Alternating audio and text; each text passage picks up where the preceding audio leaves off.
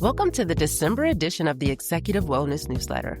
I'm your host, Executive and Behavioral Health Coach Kurinn Wright. This month, we acknowledge National Impaired Driving Prevention Month. Let's talk about the pressure to escape. The holidays can bring extra stress, things like year-end deadlines, family expectations, financial pressure, and more. For many leaders and individuals, the temptation to escape through substance can feel overwhelming. What starts as a break from pressure can quietly shift into dependency, impacting clarity, safety, and leadership presence. But escape doesn't have to come from substances. It can come from tools, pauses, and recovery strategies that put you back in control. Opposite action exercise, the pressure valve method. This 3-step tool designed to interrupt a high-pressure moment and execute a constructive replacement behavior that is the opposite of the urge to reach for a substance or engage in unproductive coping patterns. Step 1, identify the urge. Acknowledge it. What is it? Immediately label the exact negative urge or impulsive escape you feel rising. Opposite action requirement. Do not judge it. Simply acknowledge the internal signal. Step 2, engage the opposite action. We call this the regulator. Choose and commit to one pre-planned constructive action that is opposite of the urge. This creates a release valve. Now, mandatory selection. You must choose one. Movement, that could be a 5-minute walk. That could be 5 push-ups. That could be anything that requires physical movement.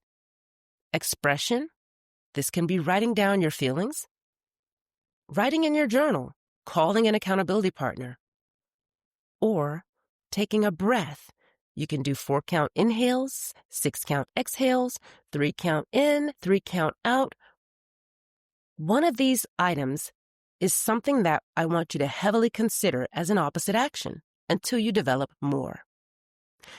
Step 3, reset intention. Here is where we align. Ask, what is the single next action that moves me towards my values and purpose right now? Commit to the very next thing. Do only that one single small step. Send an important note, an email, drink a glass of water, or simply go to bed. Now, here's the truth in this exercise. The most critical moment in prevention is the 60 seconds between the urge and the action. This exercise trains you to use that window to choose alignment over escape. Now, I want to give you a reflection prompt. When pressure rises, what release keeps me aligned with who I want to be? You can also say, with who I say I am. Make a list of at least 3 coping mechanisms that offer immediate release when stress rises. These must be actions that align with your identity, your core values, and the version of yourself you desire to be. This practice embodies intentional self-development, serving as an opportunity of choosing an impairing substance and ensures that you operate with clarity and safety. Unmet human needs such as rest, emotional release, or recognition. Addressing these core needs directly is a powerful act of prevention that not only interrupts destructive coping patterns, but fundamentally strengthens individual capacity and resilience. Now, substances promise escape, but they also erode clarity, safety, and influence. Recovery begins with everyday choices to let pressure out in healthier ways. Remember, you don't need to escape yourself. You need to equip yourself. How does this flow into leadership, balance, and recovery?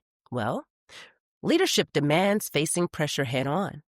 Balance is created when we release the pressure in healthy ways, and recovery lives in every choice to reset without escape.